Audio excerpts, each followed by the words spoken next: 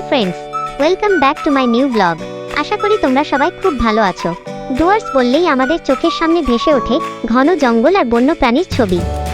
আজ আমি তোমাদের নিয়ে যাচ্ছি উত্তরবঙ্গের এক শান্ত আর মায়াবী জনপদে, যার নাম রামসাই ফরেস্ট। আজকের এই জার্নিটা শুধু ঘোরার জন্য নয়, আজ আমরা খুব কাছ থেকে দেখব প্রকৃতির রূপ এবং জানব মানুষ আর বন্যপ্রাণীর সেই অদ্ভুত সম্পর্কের গল্প। তো চলো দেরি না করে আজকের ব্লগটা শুরু করা যাক।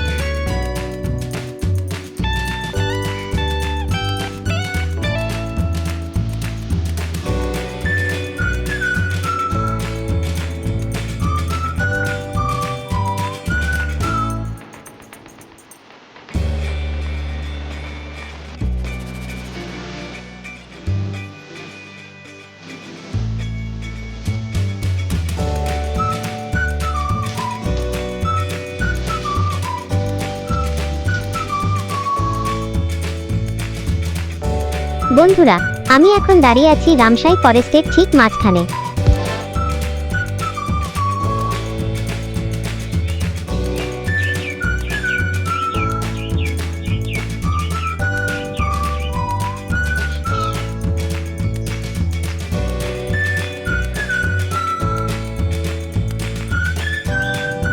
চারদিকে তাকালেই শুধু সবুজ আর সবুজ।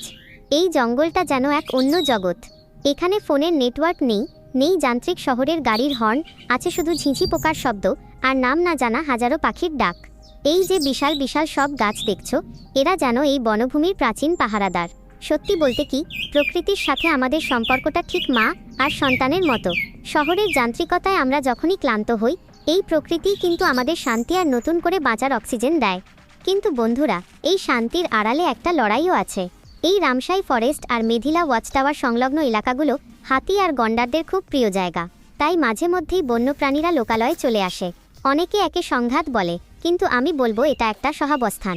এখানকার মানুষগুলোর সাথে কথা বলে জানলাম, তারা একদিকে যেমন বন্যপ্রাণীদের ভয় পায়, অন্যদিকে তাদের দেবতা হিসেবে পুজোও করে। সমস্যাটা তখনই হয় যখন আমরা মানুষেরা ওদের সীমানায় ঢুকে পড়ি। জঙ্গল যত কমছে, পশু পাখিরা তত দিশেহারা হয়ে আমাদের গ্রামে চলে আসছে।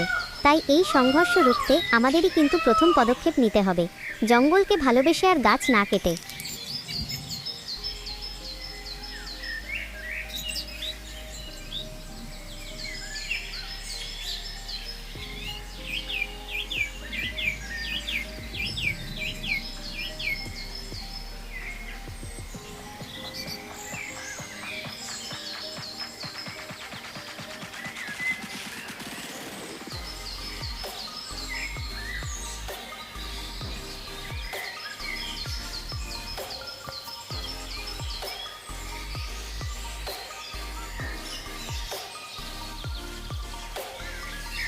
এখানে শান্ত হয়ে কিছুক্ষণ বসে থাকতে থাকতে একটা জিনিস উপলব্ধি করলাম।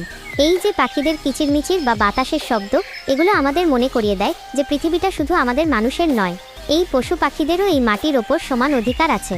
আমরা যদি তাদের জায়গা ছেড়ে দিই, তবেই প্রকৃতি আমাদের দুহাত ভরে আশীর্বাদ করবে। আজকের এই রামসাই ফরেস্টের সফরটা আমার কাছে খুব স্পেশাল ছিল। প্রকৃতি আর মানুষের এই নিবিড় সম্পর্কটা আজ একদম চোখের সামনে দেখলাম। তোমাদের আজকের এই ব্লগটা কেমন লাগলো কমেন্ট করে অবশ্যই জানিও। আর হ্যাঁ, ভিডিওটা ভালো লাগলে লাইক করো আর বন্ধুদের সাথে শেয়ার করো। যারা এখনো সাবস্ক্রাইব করোনি, তারা জলদি সাবস্ক্রাইব করে দাও আমাদের এই ফ্যামিলিতে। দেখা হচ্ছে পরের ব্লগে, ততক্ষণ সবাই ভালো থেকো আর প্রকৃতির যত্ন নিও। টাটা।